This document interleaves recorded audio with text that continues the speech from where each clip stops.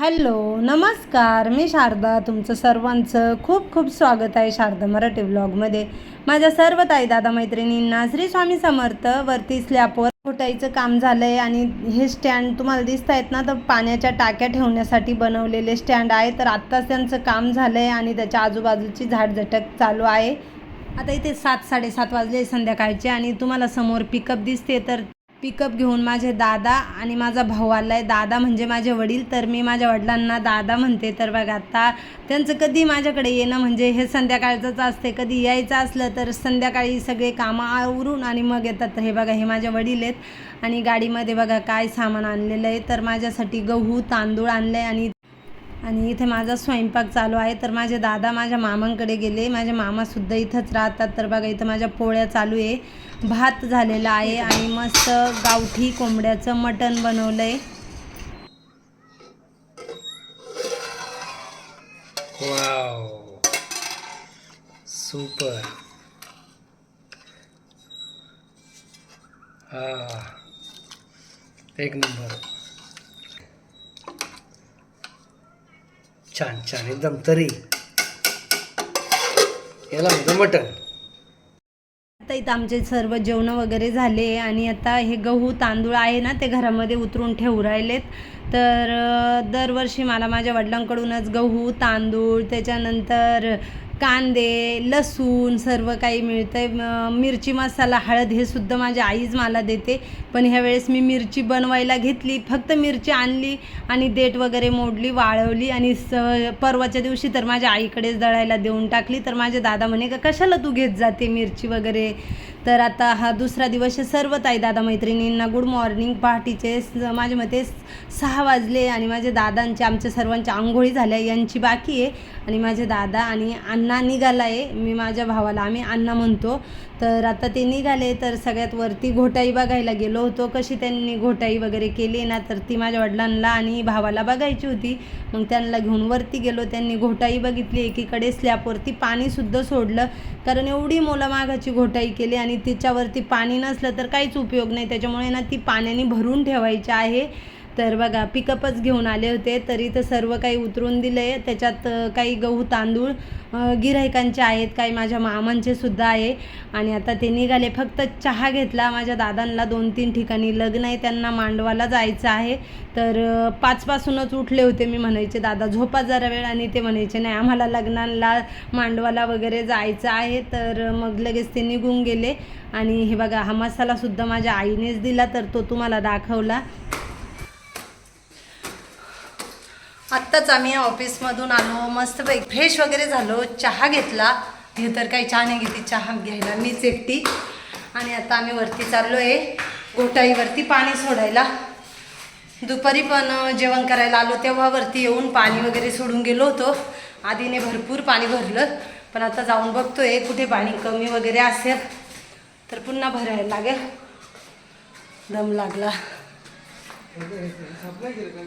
धुवू ना आता आपणच सगळी साफसफाई करू ना, पाईप लावू.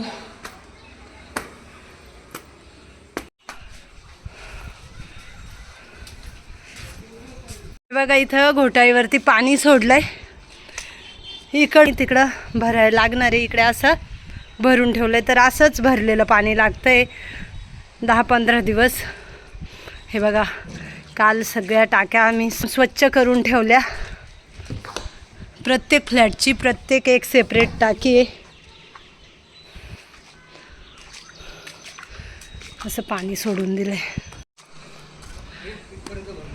हां एवढ्या जागेत येऊ द्या पाणी. हे बघा असं भरून ठेवायचं आहे.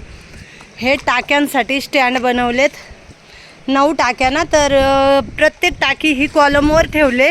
त्याच्यामुळं मग असे जिथं कॉलम आले ना तिथेनीच हे स्टँड बनवले.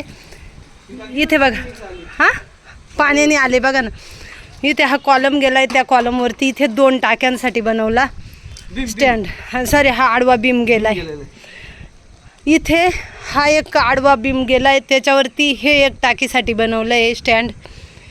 इथे एक गेला आहे, हा एक स्टँड असा गेला आहे. इथे एक, इथे 2, प्रत्येक म्हणजे आडवे बीमवरतीच घेतलेले स्टँड, असे इथं तिथं नाही घेतले, म्हणजे मधी स्लॅबवरती लोड यायला नको. तर बघा हे सर्व टाक्या धुवून ठेवलेल्या आहेत आणि इकडे पाणी मारायला घेतलंय, म्हणजे भरायला घेतलं. असं पूर्ण पाणी भरेलं असलं का म्हणजे व्यवस्थित हे आपले काय PCCला घोटायला पाणी मिळेल. इथे बघा ही आमची RCC टाकी, ही सुद्धा काल धुतली, पाणी चालू आहे. तिचं झाकण बनवायला टाकलंय. हां जड लागते हळूच. आणि बघा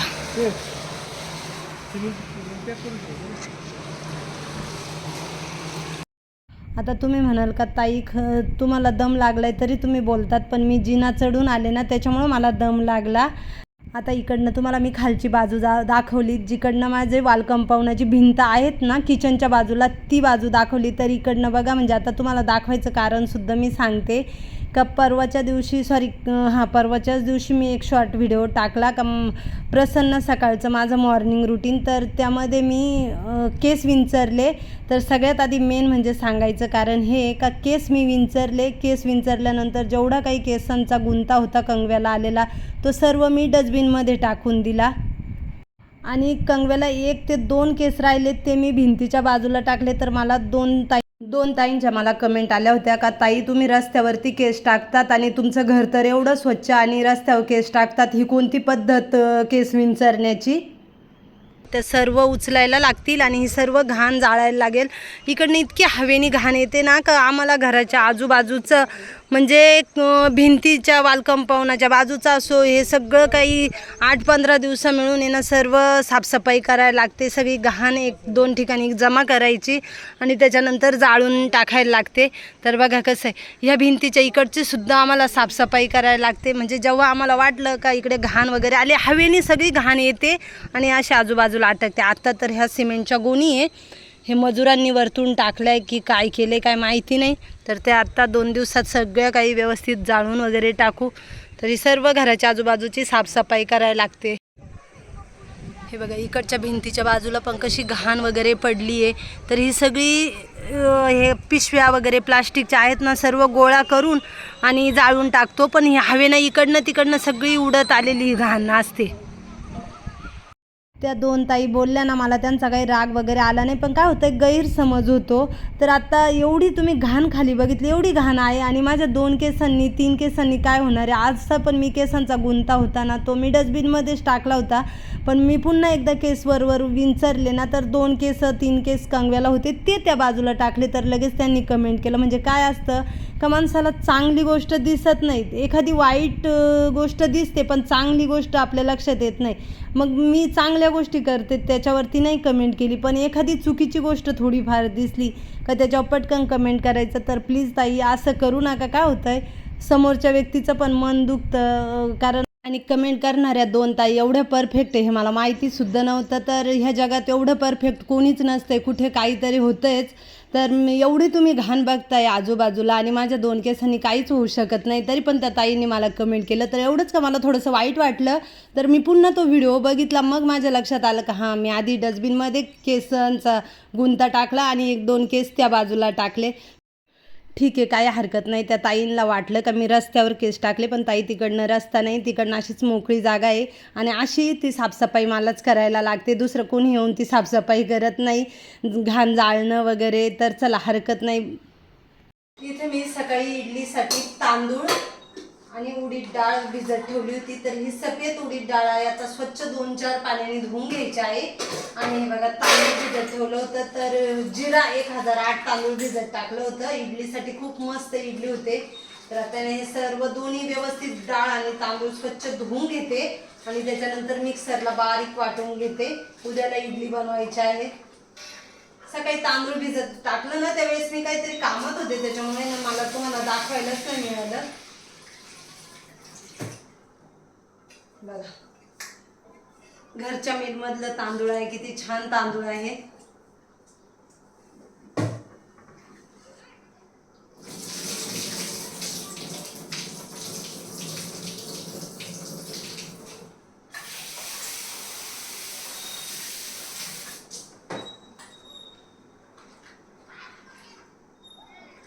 आता उष्णता आहे ना, त्याच्यामुळे मस्त इडलीचं पीठ फुलतंय. त्याच्यामुळे म्हटलं चला आज इडली तरी टाकूया. बरेच दिवसानंतर इडली टाकली भिजत, इडलीसाठी तांदूळ.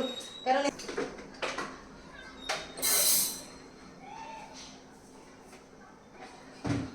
मला जेव्हा काहीच काय मिक्सरला वाटायचं असलं, म्हणजे असं काही लिक्विडचे पदार्थ, जे काही शेंगदाण्याचा कूट वगैरे नाही, पण वाटण वगैरे करायचं असलं ना, का मी मिक्सर इथंच घेते बेसिंग जवळ. म्हणजे काय होतं, जरी पण काहीच काय उडलं वगैरे किचनवरती, तर इथले इथं किचन स्वच्छ होतं. त्याच्यामुळे ना मग मी इथेच घेऊन वाटण वगैरे करते. तर चला आता इडलीचं वाटून घेते. डाळ बघा छान अशी 2-4 पाण्याने धुतली. अजून भरपूर भांडे लावायचे बाकी आहेत. त्याच्यानंतर कपड्यांच्या घड्या बाकी आहे, भरपूर कामं आहेत. हे गेले ते का हळदीला, 2-3 ठिकाणी हळद आहे, तर ते हळदीला गेलेत. आणि आधी बसला इथं गार्डन मध्ये मुलांसोबत खेळत. तर म्हटलं तर आपण जे कामं करून घेऊया.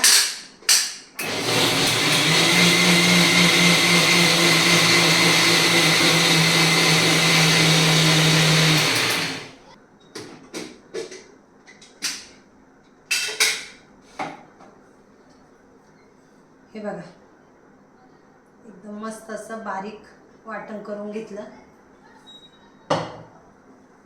ज्या वेळेस आपण इडलीला म्हणा किंवा आप्पे वगैरे, डोसे, जे काही पदार्थ बनवतो, तर असं भिजत ठेवतो ना, तर म्हणजे वाटण करून ते स्टीलच्या भांड्यामध्येच ते वाटण ठेवायचं. कारण हा पदार्थ आंबल्या जातो, त्याच्यामुळे ॲल्युमिनियमचा वगैरे वापर करायचा नाही, तर असं स्टीलचं भांडंच घ्यायचं. हे बघा आता इथे तांदूळ बारीक वाटून घेतलंय.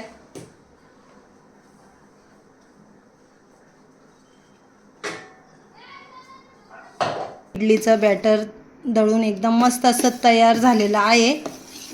असं व्यवस्थित मिक्स करून घ्यायचं, म्हणजे डाळ आणि तांदूळ व्यवस्थित मिक्स होईल.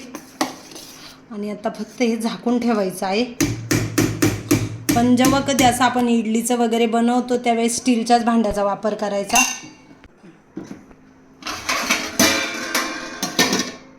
फक्त इडलीचंच वाटण केलं तरी माझं किचन कसं झालंय, त्याच्यामुळेच मी जेव्हा कधी वाटणाचं जे काही करते ना, ते असं बेसिंगच्या साईडला करते. आता इथून फक्त इकडे किचन स्वच्छ करायचा. तर आता हे भांडे घासून घेते आणि मिक्सर सुद्धा पुसून घेते व्यवस्थित.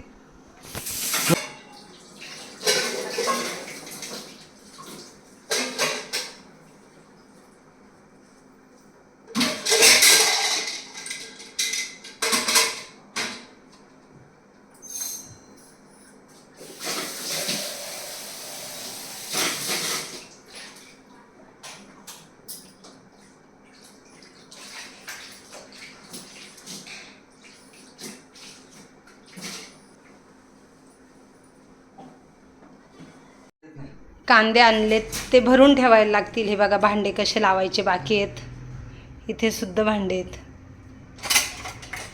इथं तुम्हाला बघा माझ्या मागे आराम खुर्चीवरती धुतलेले कपडे दिसत आहेत. त्या कपड्यांच्या घड्या घालायच्या आहेत आणि भांडे लावायचे. पण सगळ्यात आधी आता जेवण करून घेते.